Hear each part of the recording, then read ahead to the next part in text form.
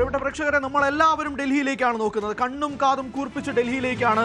അവിടെ നടക്കുന്ന യോഗം ഖർഗെയുടെ വസതിയിൽ വെച്ച് 3 നേതാക്കളും കെ.സിയും ആർ.സിയും വി.ഡിയും ഇപ്പോൾ ഖർഗെയുടെ വസതിയിലേക്ക് എത്തിയിട്ടുണ്ടെന്നാണ് മനസ്സിലാക്കുന്നത്. അവിടെ നടക്കുന്ന യോഗത്തിൽ എന്താകും തീരുമാനം, എത്ര സമയം ആ യോഗത്തിലെടുക്കും, രാഹുൽ ഗാന്ധി സംസാരിക്കുമോ, എന്തായിരിക്കും തീരുമാനം, കേരള മുഖ്യൻ ആര് എന്നുള്ള ആ ഒരു ഓട്ടത്തിന് പിന്നാലെയാണ് ഈ 3 പേരും. ഇതിൽ ആർക്ക് കിട്ടും ആ കസേര എന്നുള്ളത് ഉറ്റുനോക്കുകയാണ്. കേരളമൊട്ടാകെ തന്നെ ഇത്രയും വലിയൊരു തെരഞ്ഞെടുപ്പ് നടത്തി 102 സീറ്റിന്റെ ഭൂരിപക്ഷത്തിൽ വിജയിച്ചിട്ട് മുഖ്യമന്ത്രി ആര് എന്ന് വോട്ടെണ്ണിക്കഴിഞ്ഞ് 5ാം ദിനത്തിലും ഇങ്ങനെ ഉറ്റുനോക്കുകയാണ്. ഇന്നുണ്ടാകുമോ പ്രഖ്യാപനം, അതോ നാളെയോ എന്നുള്ളത് വളരെ ആകാംക്ഷയോടെ നോക്കുകയാണ് നമ്മളെല്ലാവരും തന്നെ.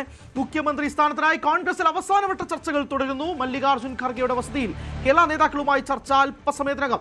യോഗത്തിൽ രാഹുൽ ഗാന്ധിയും പങ്കെടുക്കും. നേതാക്കളുമായി കൂട്ടായും ഒറ്റയ്ക്കൊറ്റയ്ക്കും ചർച്ച നടത്താൻ സാധ്യത.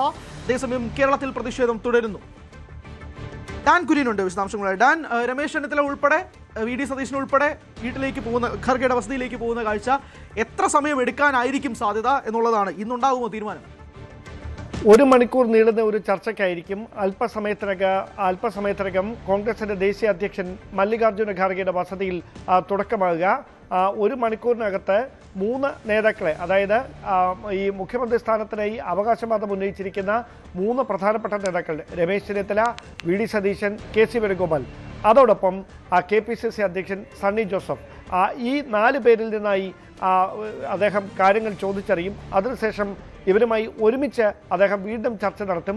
പിന്നീട് മാത്രമേ ഈ സമവായ നീക്കം രൂപപ്പെട്ടാൽ മാത്രമേ രാഹുൽ ഗാന്ധി ഇവരുമായി പിന്നീട് ഒരുമിച്ചിരുത്തി ഒരു സംസാരത്തിലേക്ക് അല്ലെങ്കിൽ അങ്ങനെ ഒരു കൂടിക്കാഴ്ചയിലേക്ക് കടക്കുകയുള്ളൂ എന്നുള്ള സൂചനകളാണ് പുറത്തു വരുന്നത്. എന്തായാലും തർക്കം അവസാനിക്കുന്നില്ല. 3 പേരും ഒരുപോലെ ഈ മുഖ്യമന്ത്രി പദത്തിനായുള്ള അവകാശവാദത്തിൽ ഉറച്ചു നിൽക്കുന്ന സാഹചര്യമാണ്. കോൺഗ്രസിൽ മുൻപെങ്ങും ഇല്ലാത്ത തരത്തിലുള്ളൊരു അസാധാരണമായ പ്രതിസന്ധി ഇരുണ്ടു കൂടിയിട്ടുണ്ട്. അതായത് MLA-മാരുടെ ഭൂരിഭാഗത്തിൻ്റെ പിന്തുണ വലിയൊരു കരുത്താകുമെന്ന ആത്മവിശ്വാസത്തിൽ കെ.സി. വേണുഗോപാലും ഘടകകക്ഷികളുടെ പിന്തുണ തനിക്ക് അനുകൂലമാകുമെന്ന പ്രതീക്ഷയിൽ വി.ഡി. സതീശനും തൻ്റെ സീനിയോറിറ്റിയും മുതിർന്ന കോൺഗ്രസ് നേതാക്കളുമായി, ദേശീയ നേതാക്കളുമായി ഉൾപ്പെടെയുള്ള വ്യക്തിബന്ധം അത് തനിക്ക് ഗുണകരമായി മാറുമെന്ന പ്രതീക്ഷയിൽ രമേശ് ചെന്നിത്തലയും ഒരുപോലെ മുഖ്യമന്ത്രി പദത്തിനായി അവകാശവാദം ഉന്നയിച്ചിരിക്കുന്ന രാഷ്ട്രീയ സാഹചര്യമാണ് നിലനിൽക്കുന്നത്. അതുകൊണ്ട് തന്നെ ഖാർഗെയുടെ വസതിയിൽ നടക്കുന്ന കൂടിക്കാഴ്ചയിൽ തീരുമാനം ഉണ്ടായില്ല എങ്കിൽ പിന്നെ അന്തിമ തീരുമാനം കോൺഗ്രസിൻ്റെ സുപ്രീം അതോറിറ്റി സോണിയാഗാന്ധിയാണ്.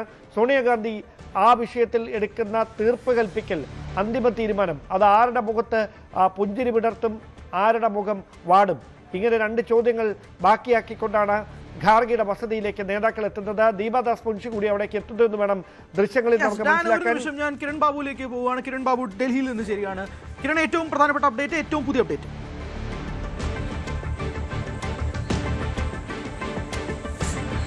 അല്പസമയത്തിനുള്ളിൽ തന്നെ ഹൈക്കമാൻഡ് ചർച്ച ആരംഭിക്കും. കോൺഗ്രസ് അധ്യക്ഷൻ മല്ലികാർജ്ജുൻ ഖാർഗെയും രാഹുൽ ഗാന്ധിയും ചർച്ചയിൽ പങ്കെടുക്കുന്നുണ്ട്. ഇനി നേതാക്കളെ കൂട്ടായി കണ്ട ശേഷം ഒറ്റയ്ക്ക് എങ്ങനെയാണ് കാണുന്നത് എന്ന് സംബന്ധിച്ചാണ് വ്യക്തത വരാനുള്ളത്. അത് ഇനി നേതാക്കളോടായിരിക്കും ആ സമയത്ത് പറയുക. കേരളത്തിൽ നിന്ന് രമേശ് ചെന്നിത്തലയും കെ.സി. വേണുഗോപാലും വി.ഡി. സതീശനും ഈ ചർച്ചയുടെ ഭാഗമാകുന്നുണ്ട്. കേരളത്തിന്റെ ചുമതലയുള്ള AICC ജനറൽ സെക്രട്ടറി ദീപാദാസ് മുൻഷിയും ഈ ചർച്ചയുടെ ഭാഗമാകുന്നുണ്ട്. പക്ഷേ ഖർഗെയും രാഹുൽ ഗാന്ധിയും ഈ നേതാക്കളെ മിക്കവാറും ആദ്യ ഘട്ടത്തിൽ എല്ലാവരെയും ഒരുമിച്ച് കണ്ട ശേഷം പിന്നീട് ഒറ്റയ്ക്കൊറ്റയ്ക്ക് ഓരോ നേതാക്കളുമായി കാണുകയായിരിക്കും ഉണ്ടാവുന്നത്. ആദ്യം നേതാക്കൾക്ക് പറയാനുള്ളത് കേൾക്കും. അതിനുശേഷമാവും ഹൈക്കമാൻഡിന്റെ ഒരു നിലപാട് ഇവരെ അറിയിക്കുക. ആ നിലപാടിനോടുള്ള വിയോജിപ്പാണോ, അനുകൂലിക്കുന്ന നിലപാടാണോ സ്വീകരിക്കുക എന്നുള്ളതൊക്കെ പിന്നീടായിരിക്കും. എന്തായാലും ഈ 2 നേതാക്കൾ, പ്രധാനപ്പെട്ട 2 നേതാക്കൾ, വി.ഡി. സതീശനായാലും രമേശ് ചെന്നിത്തലയായാലും, ഇവർ 2 പേരും ഹൈക്കമാൻഡിന് മുന്നിൽ ആദ്യം വെക്കാൻ പോകുന്നത് എന്തുകൊണ്ട് ഞങ്ങൾ മുഖ്യമന്ത്രി ആവണം എന്ന് സംബന്ധിച്ച അവരുടെ അവകാശവാദങ്ങൾ കൃത്യമായി നിരത്തും. അതിനുശേഷം മുഖ്യമന്ത്രി അല്ല, അവരുടെ സ്ഥാനം അവർക്കില്ല എന്നുണ്ടെങ്കിൽ മന്ത്രിസഭയിലേക്കില്ല എന്നുള്ള നിലപാട് തന്നെയാവും ഇവർ 2 പേരും അറിയിക്കുക. ആ തീരുമാനത്തിൽ തന്നെയാണ് 2 പേരും ഇപ്പോൾ മന്ത്രിയെ അവിടെ ഹൈക്കമാൻഡുമായിട്ടുള്ള ചർച്ചയ്ക്ക് പോയിട്ടുള്ളത്.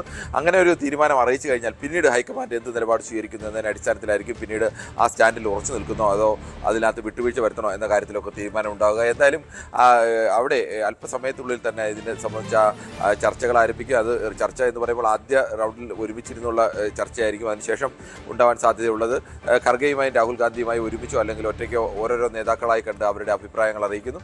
അതിനുശേഷം എന്താണ് ഹൈക്കമാൻഡ് നിലപാട്, അത് ഈ നേതാക്കളെ അറിയിക്കുന്നു. നേതാക്കൾക്ക് യോജിക്കാൻ കഴിയുന്ന ഒരു പോയിന്റിൽ എത്തിക്കാൻ കഴിഞ്ഞാൽ ഹൈക്കമാൻഡ് ഏതെങ്കിലും ഒരു പ്രത്യേക അത്രയും പ്രധാനപ്പെട്ട നേതാക്കൾ അപ്പോൾ സ്വാഭാവികമായിട്ടും ഒരാൾക്ക് കൊടുക്കാൻ കഴിയും. എന്തായാലും ടേം വ്യവസ്ഥയിലേക്കൊന്നും നീങ്ങാൻ പോകുന്നില്ല, അത് സ്വാഭാവികമാണ്. അപ്പോൾ ഒരാളെ തീരുമാനിക്കണം, പക്ഷേ രണ്ടുപേരെയും പിണക്കാൻ കഴിയില്ല.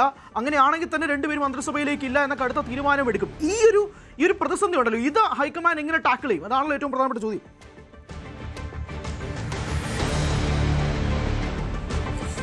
ഹരി, അതെ, സമാനമായ പ്രതിസന്ധികൾ ഒരുപാട് നേരിട്ടിട്ടുള്ള, ഇതിനേക്കാളും വലിയ പ്രതിസന്ധി കർണാടകയിലൊക്കെ കഴിഞ്ഞ നേരത്തെ ഈ സർക്കാരിന്റെ കാലത്ത് നേരിട്ടൊക്കെ നമ്മൾ കണ്ടതാണ്. സിദ്ധരാമയ്യ ഒരു ഭാഗത്ത് നിൽക്കുന്നു, മറുഭാഗത്ത് DK ശിവകുമാറിനെ പോലെ വലിയൊരു നേതാവ്, എന്തിനും കഴിയുന്ന ഒരു നേതാവ് മറുഭാഗത്ത് നിൽക്കുന്നു. അതൊക്കെ ചർച്ചകളൊക്കെ ദിവസങ്ങൾ നീണ്ടു അവസാനം ഒരാഴ്ചയ്ക്ക് ശേഷമാണ് തീരുമാനമെടുത്തത്. ഹൈക്കമാൻഡിനെ സംബന്ധിച്ച് എന്തായാലും ഈ 3 പേർക്ക് മന്ത്രിസ്ഥാനം നൽകാൻ കഴിയില്ല. ബാക്കി രണ്ടുപേരുമായിട്ട് അവരൊരു സമവായത്തിൽ എത്തേണ്ടി വരും. അത് സ്വാഭാവികമായും ചിലപ്പോൾ ഇവരുടെ ഭാഗത്ത് നിന്ന് വെല്ലുവിളികൾ, ഇപ്പോൾ രമേശ് ചെന്നിത്തലയുടെ ഭാഗത്ത് നിന്നാലും VD സതീശന്റെ ഭാഗത്ത് നിന്ന് അവരുടെ ഒരു ഉറച്ച നിലപാടുമായിട്ടാണ് ഇവിടെ നിന്ന് ഇപ്പോൾ പോയിരിക്കുന്നത്. അവർ പറയുന്നത് മുഖ്യമന്ത്രി സ്ഥാനമല്ല എന്നുണ്ടെങ്കിൽ ഞാൻ ഈ മന്ത്രിസഭയിലേക്കില്ല, ഞങ്ങൾ പുറത്തു നിന്നുള്ള സാധാരണ MLA ആയി പുറത്തു നിന്നുള്ള നിങ്ങൾ ഭരിച്ചോളൂ എന്നുള്ള നിലപാടാണ്. അങ്ങനെ ഈ 2 മുതിർന്ന നേതാക്കളെ പുറത്തു നിർത്തുക എന്ന് പറഞ്ഞത്, KC വേണുഗോപാലിനെ മുഖ്യമന്ത്രിയാക്കി 2 പേരെയും പുറത്തു നിർത്തുക എന്ന് പറയുന്നത് അത് മന്ത്രിസഭയുടെ കെട്ടുറപ്പിനും UDFന്റെ കെട്ടുറപ്പിനും ഒക്കെ ബാധിക്കുന്ന ഒരു വിഷയം കൂടിയാണ്. അതുകൊണ്ട് എന്തായാലും അങ്ങനത്തെ ഒരു അവസ്ഥയ്ക്ക് മുമ്പ് ഇവർ ഏതെങ്കിലും ഒരു പരിഹാരം കാണും. ചിലപ്പോൾ ഇവർ ഇപ്പോൾ എടുക്കുന്ന നിലപാടിൽ നിന്ന് ഇവർ വിട്ടുവീഴ്ചയ്ക്ക് തയ്യാറാവാൻ സാധ്യതയുണ്ട്. ചിലപ്പോൾ ചില സമവായത്തിലേക്ക് വരാൻ സാധ്യതയുണ്ട്. ചിലപ്പോൾ ചില പ്രധാനപ്പെട്ട വകുപ്പുകൾ അങ്ങനെ ഉണ്ടെങ്കിൽ അങ്ങനെ മാറാനുള്ള സാധ്യത. എന്തായാലും അത്തരം കാര്യത്തിലൊക്കെ ഇവരുടെ നിലപാടുകൾ നിർണായകമാണ്. ഇപ്പോൾ KC വേണുഗോപാലിനെ സംബന്ധിച്ചാണെങ്കിൽ ഹൈക്കമാൻഡ് KC വേണുഗോപാൽ കേരളത്തിലേക്ക് പോകേണ്ടതില്ല എന്നൊരു നിലപാട് സ്വീകരിച്ചാൽ അവിടെ കൊണ്ട് അത് അവസാനിക്കും. ക്ഷമിക്കണം. മറ്റു 2 പേരും, അത് രമേശ് ചെന്നിത്തലയായാലും VD സതീശനായാലും, ഇവരെ 2 പേരെ സംബന്ധിച്ചിടത്തോളം അവർ 2 പേരും MLA-മാരാണ്. അതുകൊണ്ട് തന്നെ അവർ മന്ത്രിസഭയിൽ അവർ 2 പേരും അംഗമായിരിക്കുക. ഒരാൾ മുഖ്യമന്ത്രി ആണെങ്കിൽ ഇതിനകത്ത് 3-ൽ ആര് മുഖ്യമന്ത്രി ആയാലും മറ്റേ ആൾ കൂടി അംഗമായിരിക്കുക എന്നുള്ളത് ഏറ്റവും പ്രധാനമാണ്. അത് ഹൈക്കമാൻഡ് കൂടി അത് പ്രധാനമാണ്. അവിടെ ചിലപ്പോൾ വിട്ടുവീഴ്ച നടന്നില്ലെങ്കിൽ 2ാം റൗണ്ട് ഇനി ഈ ചർച്ചകൾ കഴിഞ്ഞിട്ട് സോണിയാഗാന്ധിയുടെ മുന്നിലേക്ക് ചർച്ച എത്താനുള്ള സാധ്യതയുണ്ട്. രമേശ് ചെന്നിത്തലയൊക്കെ ഇനി അവസാന നിമിഷം വരെ തനിക്ക് അനുകൂലമായ ഒരു തീരുമാനം ഉണ്ടാകുന്നില്ലെങ്കിൽ സ്വാഭാവികമായും ചർച്ച അദ്ദേഹം സോണിയാഗാന്ധിയുടെ മുന്നിലേക്ക് എത്തിക്കാനുള്ള സാധ്യതയുണ്ട്. സോണിയാഗാന്ധി ഇത്തരം പ്രശ്നങ്ങളൊക്കെ ഉണ്ടാകുമ്പോൾ സോണിയാഗാന്ധി അവസാനം ഒരു വാക്ക് പറഞ്ഞാൽ സ്വാഭാവികമായും ഈ നേതാക്കൾക്ക് രമേശ് ചെന്നിത്തലയ്ക്കാണെങ്കിൽ സ്വാഭാവികമായും അത് അനുസരിക്കേണ്ടി വരും, അല്ലെങ്കിൽ അതിന് വഴങ്ങേണ്ട ഒരു അവസ്ഥയൊക്കെ ഉണ്ടാവും. അങ്ങനെ കൊണ്ടെത്തിക്കാനുള്ള സാധ്യതയൊക്കെ ഉണ്ട്. അതുകൊണ്ട് അത്തരം സാധ്യതകളൊന്നും നമുക്ക് അടയ്ക്കാൻ കഴിയില്ല. ഇന്നിപ്പോൾ ഈ ഒരു ചർച്ച കൊണ്ട് മാത്രം ഇപ്പോൾ തന്നെ മുഖ്യമന്ത്രി സ്ഥാനത്ത് തിരിച്ചിറങ്ങി വന്ന് 1 മണിക്കൂറിനുള്ളിൽ പ്രഖ്യാപിക്കുമെന്ന് തൽക്കാലം എന്തായാലും കോൺഗ്രസിന്റെ ചരിത്രം വെച്ച് നോക്കുമ്പോൾ നമുക്ക് ഉറപ്പിച്ച് പറയാൻ കഴിയില്ല. അങ്ങനെ സംഭവിക്കുന്നെങ്കിൽ അത് വലിയ അത്ഭുതം എന്ന് കൂടി പറയേണ്ടി വരും. എന്തായാലും ആ ഒരു സാധ്യത ഉണ്ടാവില്ല എന്ന് തന്നെയാണ് കണക്കാക്കുന്നത്. ഈ ചർച്ച കഴിഞ്ഞ് ഉടനെ ഒന്ന് പറയുക എന്നൊരു രീതിയിൽ എത്തില്ല. പക്ഷേ ഡാൻ, ഇവിടെ ഒരു പ്രശ്നം 3 നേതാക്കളും ഇവർ 3 പേരും കട്ടിപ്പിച്ച് തന്നെയാണ് നിൽക്കുന്നത്. VD സതീശനായിക്കോട്ടെ കൃത്യമായ നിലപാടാണ്, മുഖ്യമന്ത്രി സ്ഥാനം അല്ലെങ്കിൽ പിന്നോട്ടില്ല എന്നുള്ള രീതിയിൽ തന്നെയാണ് നിൽക്കുന്നത്. ഇത് ഈ സമ്മർദ്ദം ചെലുത്തുക, അത് എത്ര ശക്തമായി തന്നെ ചെലുത്തുക എന്നുള്ളത് തന്നെയാണല്ലോ ഉദ്ദേശിക്കുന്നത്. എനിക്ക് തോന്നുന്നു നമുക്ക് ഈ ഒരു ഘട്ടത്തിൽ ഈ 3 പേർക്ക് മുമ്പിലുമുള്ള സാധ്യതകളും വെല്ലുവിളികളും കൂടി അവസാന മണിക്കൂറുകളിൽ എങ്ങനെയാണ് എന്നത് ഒന്ന് പരിശോധിച്ചു പോയാൽ അത് പ്രേക്ഷകർക്ക് കൂടി അതിലൊരു കൃത്യത കൈവരും. കൂടുതൽ വാർത്തകൾക്ക് News 18 Keralam YouTube channel subscribe ചെയ്യുക.